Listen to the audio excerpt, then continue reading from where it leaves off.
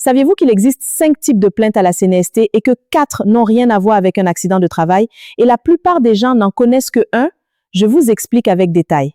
Sachant déjà qu'il n'existe pas qu'une seule plainte à la CNST, mais plusieurs, et vous pouvez en déposer plus d'une en même temps. Donc aujourd'hui, je vous explique lesquelles existent et laquelle correspond à chaque situation. Bonjour et bienvenue dans mon canal des valeurs. Moi, c'est Danielle, travailleuse sociale et éducatrice formée. Je ne suis ni avocate en droit de travail, ni représentante de la CNST. Mon objectif est de vous aider à mieux comprendre vos droits de travail du Québec, sans distinction de nationalité, d'origine, de race ou de couleur de peau, y compris les nouveaux arrivants.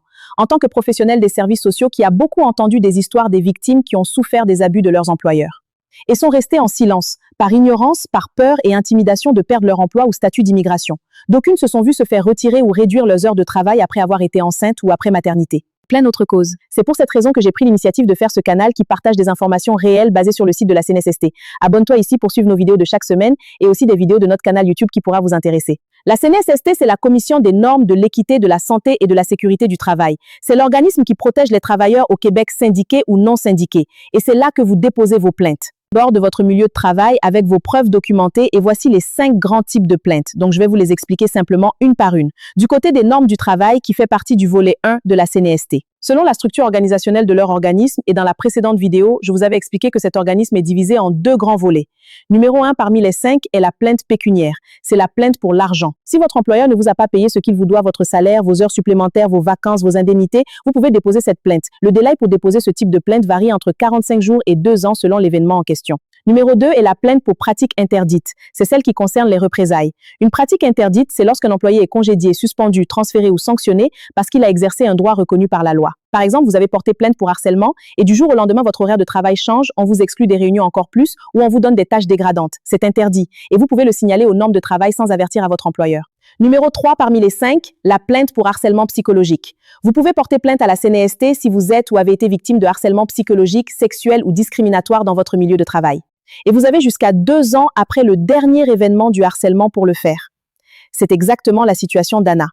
Les remarques que sa coordinatrice lui faisait devant ses collègues, l'exclusion des courriels, la rencontre sans préavis, tout ça peut constituer du harcèlement psychologique au sens de la loi.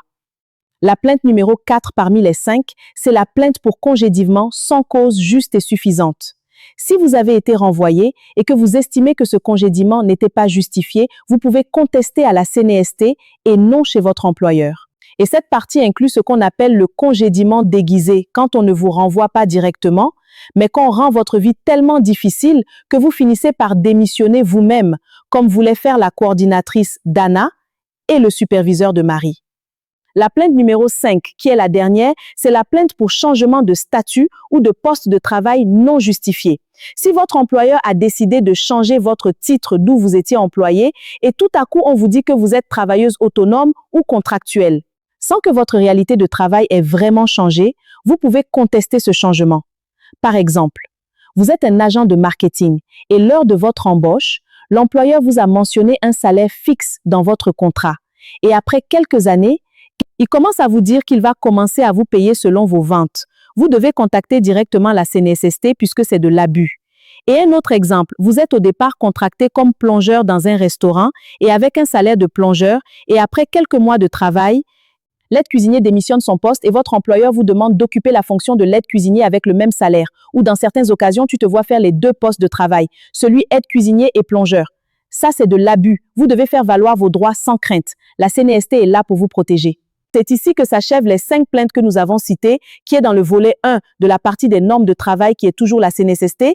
Et maintenant, nous abordons la dernière et unique plainte qui est dans le volet 2, qui fait toujours partie de la CNSST, mais du côté de la santé et de la sécurité au travail. Et dans cette partie, il y a d'autres recours importants que nous allons en parler dans des prochaines vidéos. Si votre milieu de travail présente un danger pour votre santé physique ou psychologique, stress extrême, épuisement, environnement toxique, vous pouvez signaler une situation dangereuse en appelant au 1-844-838, option 1. La démarche est volontaire et confidentielle. Et si vous avez subi un accident de travail ou une maladie liée à votre emploi, incluant des problèmes de santé mentale causés par votre milieu de travail, vous pouvez aussi déposer une réclamation pour lésion professionnelle. Ce que je veux que vous reteniez absolument, ces plaintes ne coûtent rien. Aucun coût n'est exigé pour déposer une plainte à la CNST et vous pouvez retirer votre plainte sans frais à tout moment. Vous pouvez déposer plusieurs plaintes en même temps si votre situation le justifie.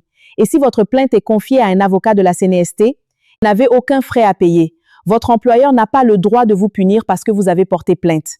Dans le cas d'Anna, il y avait potentiellement 3 types de plaintes possibles en même temps: le harcèlement psychologique, les pratiques interdites suite à ses représailles et le congédiement déguisé. C'est ce qui a rendu son dossier solide. Pas une seule plainte, plusieurs, déposées au bon endroit avec les bons arguments. Alors si vous vous retrouvez dans une situation similaire, ne restez pas seul avec ça. Documentez, contactez la CNST et n'ayez pas peur de déposer plusieurs plaintes si vous en avez le droit. Revendiquez vos droits du travail, ce n'est pas de la vengeance, c'est ce à quoi vous avez droit. Dans les prochains épisodes, je vais vous expliquer les étapes concrètes pour déposer une plainte à la CNST, comment remplir les formulaires, quoi apporter, quoi dire. Si vous vous reconnaissez dans ces histoires, écrivez-moi. Et dites-moi dans les commentaires, est-ce que vous connaissiez ces différents types de plaintes avant aujourd'hui? N'hésitez à m'apporter vos témoignages et faites valoir vos droits de travail au Québec.